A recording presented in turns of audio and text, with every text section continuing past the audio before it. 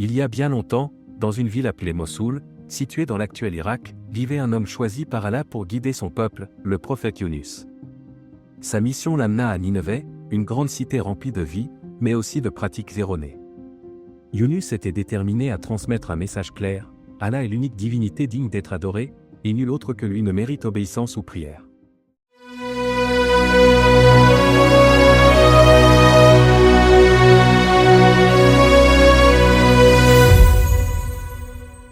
Il appelait les habitants à abandonner leurs mauvaises actions et à mener une vie droite, conforme à ce qu'Allah attend de ses serviteurs. Avec patience et persévérance, il leur expliquait que l'adoration des idoles était vaine, car ces statues, façonnées de leurs propres mains, n'avaient aucun pouvoir. Mais les habitants de Nineveh étaient attachés à leurs traditions.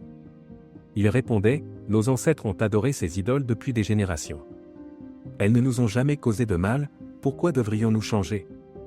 Malgré ses efforts, ils refusaient d'écouter. Ils continuaient à prier leur faux dieu de pierre, rejetant les avertissements de Yunus. Le prophète, plein de foi et de courage, ne comprenait pas leur obstination. Comment pouvait-il adorer des objets inanimés, incapables de leur apporter le moindre bien ou de les protéger du mal?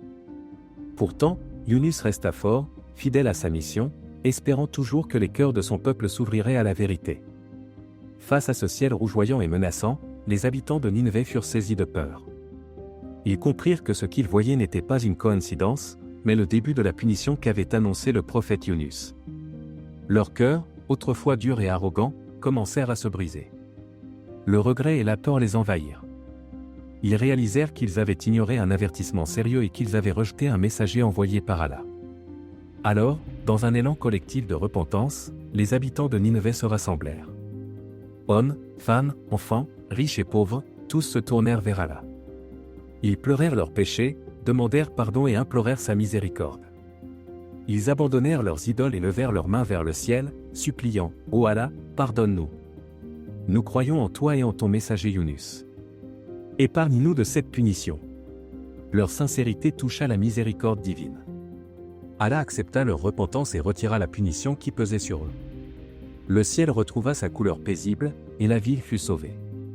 Pendant ce temps, Yunus, loin de Nineveh, naviguait sur un bateau. Mais un autre défi l'attendait. Alors que le navire avançait sur les eaux, une tempête soudaine et violente éclata. Les vagues déchaînées menaçaient de faire chavirer l'embarcation.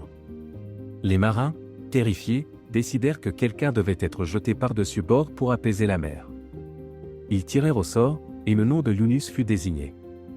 Bien qu'il fût un prophète, Yunus comprit que cette épreuve venait d'Allah. Il accepta son sort avec humilité et sauta dans les eaux tumultueuses. C'est alors qu'un immense poisson, envoyé par Allah, l'engloutit. Dans l'obscurité de l'estomac du poisson, Yunus se retrouva seul, entouré de silence et de ténèbres. Il comprit que son départ précipité de Nineveh n'avait pas été conforme à la volonté d'Allah. Alors que Yunus répétait cette invocation dans les profondeurs de la mer, les anges des cieux entendirent sa voix.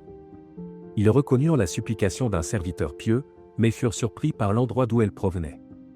Ils dirent à Allah: Ô Seigneur, nous entendons une voix familière, celle d'un serviteur pieux, mais elle vient d'un lieu étrange. Allah leur répondit: C'est mon serviteur Yunus. Il m'invoque depuis le ventre du poisson. Les anges, touchés par la sincérité de Yunus, intercédèrent en sa faveur: Ô Seigneur, pardonne-lui et libère-le. Il est ton serviteur fidèle. Allah, dans sa miséricorde infinie, accepta la repentance de Yunus. Il ordonna au poisson de remonter à la surface et de recracher son précieux passager sur la terre ferme. Après plusieurs jours passés dans le ventre du poisson, Yunus fut rejeté sur le rivage. Mais il n'était pas indemne. Son corps, affaibli par l'épreuve, portait les marques de son séjour dans les profondeurs. Sa peau, exposée au suc digestif du poisson, était devenue extrêmement sensible. Le soleil brûlant et le vent sec aggravaient sa douleur. Yunus, épuisé et vulnérable, se tourna une fois de plus vers Allah, demandant protection et rétablissement. Allah, dans sa compassion, fit pousser un arbre luxuriant au-dessus de Yunus. Cet arbre, souvent identifié comme un plant de courge, yactine, avait de larges feuilles qui offraient une ombre apaisante contre le soleil. Les fruits de l'arbre, riches en nutriments, nourrirent Yunus et lui redonnèrent des forces. Les larges feuilles protégeaient sa peau fragile des éléments, et l'ombre lui permit de se reposer en paix. Pendant cette période de rétablissement, Yunus continua à louer Allah et à méditer sur les leçons de son épreuve. Il comprit que chaque étape de cette épreuve avait été une manifestation de la sagesse et de la miséricorde d'Allah. Yunus retourna alors à Nineveh, où il trouva une ville transformée. Les habitants avaient cru en Allah et abandonné leurs idoles. Ils accueillirent leur prophète avec joie et gratitude, et Yunus, rempli de reconnaissance envers Allah, reprit sa mission parmi eux. La repentance sincère est toujours acceptée.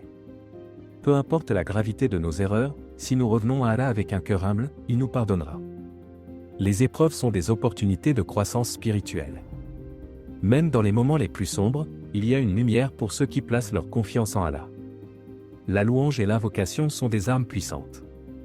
La supplication de Yunus, simple mais sincère, a été exaucée et reste un modèle pour tous ceux qui traversent des difficultés. Allah dit dans le Coran, et nous l'avons exaucé et sauvé de l'angoisse. Et c'est ainsi que nous sauvons les croyants. Sourate Al-Anbiya, 21, 88. Ainsi, le prophète Yunus continua à vivre parmi son peuple, les guidant avec sagesse et compassion. Son histoire reste gravée dans les cœurs comme un témoignage de la puissance de la foi, de la miséricorde d'Allah, et de la lumière qui peut émerger des ténèbres les plus profondes.